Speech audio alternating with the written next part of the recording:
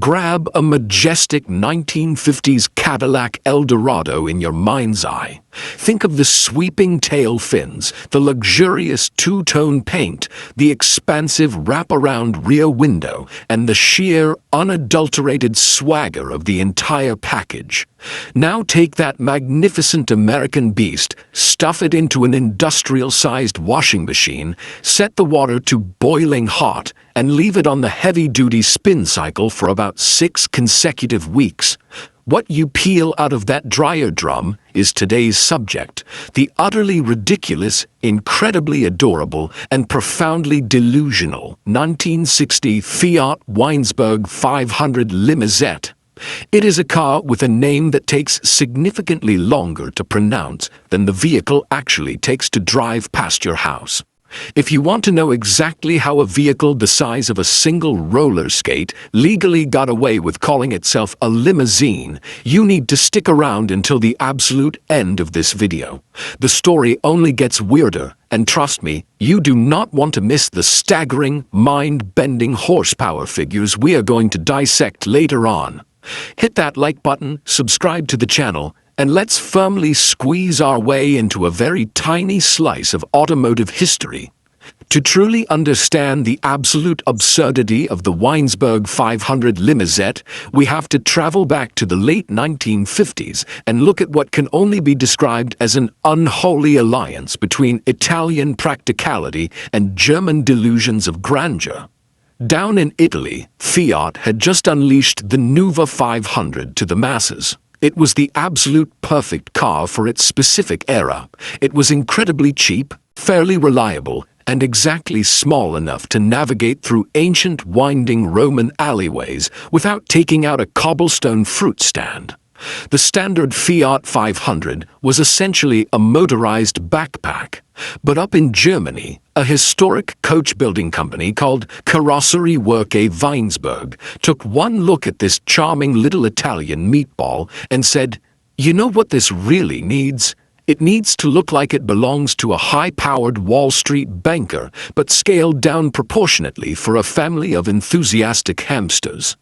Karosseriewerke Weinsberg was actually a highly respected company. They had been around for a very long time, usually tasked with building custom bodies for much larger, much more serious, and far more expensive vehicles. But in a post-war Europe, the economic climate was completely different. People simply didn't have the money for massive luxury cruisers. Furthermore, they didn't have the gasoline rations to fuel them or the physical parking spaces to put them in. But the human ego is a fascinating, unyielding thing. People still desperately wanted to look rich. They still wanted to look fancy while going to the market. And so Weinsberg struck a clever deal with Fiat to buy bare 500 chassis and engines straight from the factory, and they decided to build a custom luxury microcar. It is a business concept that makes about as much logical sense as a waterproof tea bag, but they went ahead and committed to it anyway. Let us pause for a moment and critically dissect the name of this vehicle. Limousette. Just say it out loud a few times. Limousette. It sounds like a delicate French pastry you order with a tiny cup of espresso, or perhaps the moist towelette they hand you after you eat messy ribs at a barbecue restaurant. It is, quite literally, a diminutive form of the word limousine. Calling this 10-foot-long bubble a limousine of any kind is the greatest act of sarcastic marketing in human history. Calling it a limousette is like looking at a puddle in your driveway and calling it an oceanette. A traditional limousine has a privacy partition, a fully stocked minibar, and enough rear legroom to host a morning yoga class. The Weinsberg 500 Limousette, on the other hand, barely has enough room for you to change your mind, let alone your seating position. But, oh, the exterior design. You really have to give the German designers credit for absolutely, relentlessly committing to the bit. They completely threw away the standard rounded, egg-like Fiat 500 body and built a custom pontoon-style shape. They gave it a proper little trunk in the front and a massive sweeping wraparound rear window that was heavily and shamelessly inspired by the giant American cruisers of the era. They even offered it from the factory in spectacular two-tone paint jobs to really highlight the faux luxury aesthetic. But the absolute best part, the crowning achievement of the Limousette's design, is the back end. They gave it tail fins. Let that sink into your brain for a second. Tail fins. Historically speaking, tail fins were developed for aerospace engineering to provide aerodynamic stability at supersonic speeds. Putting aerodynamic tail fins on a Fiat 500 is like putting an aggressive carbon fiber racing spoiler on a Galapagos tortoise. It is entirely decorative, completely useless for downforce, and absolutely hilarious. You might naturally be wondering what kind of fire-breathing mechanical monster lurked beneath the sheet metal to justify those aerodynamic tail fins. If you pop the hood, the engine is in the back. If you pop the trunk hood, you will find a 479cc air-cooled two-cylinder engine.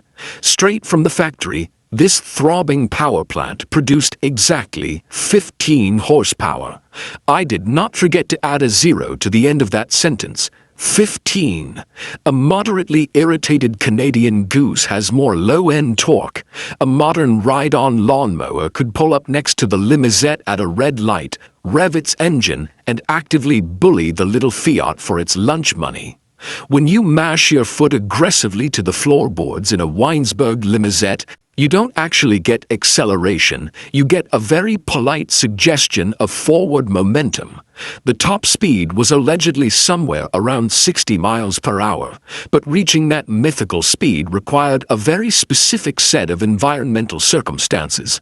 You needed a perfectly flat, freshly paved road, a strong tailwind, a deep spiritual connection to whatever deity watches over tiny Italian engines, and the 0 to 60 time was not measured in seconds, it was measured in lunar cycles.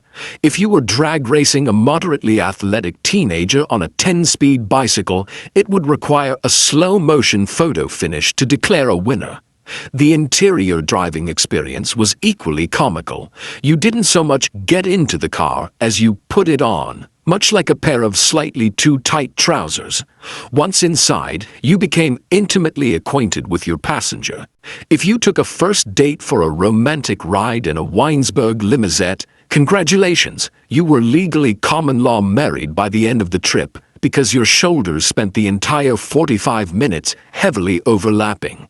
There was a back seat, technically speaking, but it was exclusively designed for people who completely lacked a lower torso. In reality, it was mostly just a luxurious leather-trimmed parcel shelf, perfect for holding a briefcase, a baguette, or a medium-sized block of cheese. So, who on earth actually walked into a dealership and bought this thing in 1960? It wasn't the practical family man. He just went out and bought the regular, cheaper Fiat 500. No, the Weinsberg Limousette was for a very specific, highly entertaining type of person. It was designed for the German accountant named Gunther, who really wanted to channel his inner Italian playboy, but only had a budget of a few thousand Deutschmarks. It was for the local town baker who wanted to wave at the passing pedestrians like royalty, but could only afford to wave from approximately 36 inches off the pavement. It was the ultimate status symbol for people who wanted to scream to the world, "I have slightly more disposable income than my neighbor, but unfortunately not enough to actually go fast." Ultimately, Karosseriewerke Weinsberg only managed to build about 3,000 of these glorious little oddities between the years of 1959 and 1963. They also produced a coupe version, which was exactly the same car, but without the wraparound rear window, making it slightly less ridiculous looking and therefore far less interesting to talk about. Because they were notoriously prone to rusting away if you even looked at them with a damp sponge, very few survive in the wild today. They are incredibly rare, highly sought after by eccentric microcar collectors, and I guarantee you this little car will draw a significantly bigger crowd at a car show than a brand new $500,000 Ferrari. Imagine trying to drive one of these things on the road today. In a modern automotive world heavily populated by lifted pickup trucks and massive luxury SUVs, driving a Weinsberg Limousette is basically an extreme action sport. If you pull up to a traffic light next to a modern Ford F-150, the driver physically can't even see you over their door line. If they accidentally run you over in an intersection, they won't even bother calling their insurance company. They'll just assume they hit a rather aggressive pothole and keep driving. But honestly, that is the undeniable magic of the Limousette. You physically cannot drive this car without smiling. You cannot watch someone else drive this car down the street without laughing. It's the vehicular equivalent of a golden retriever puppy trying to wear a tuxedo. It takes itself so incredibly seriously with its fancy two-tone paint and its little aerodynamic tail fins, and that absolute lack of self-awareness is exactly what makes it a masterpiece.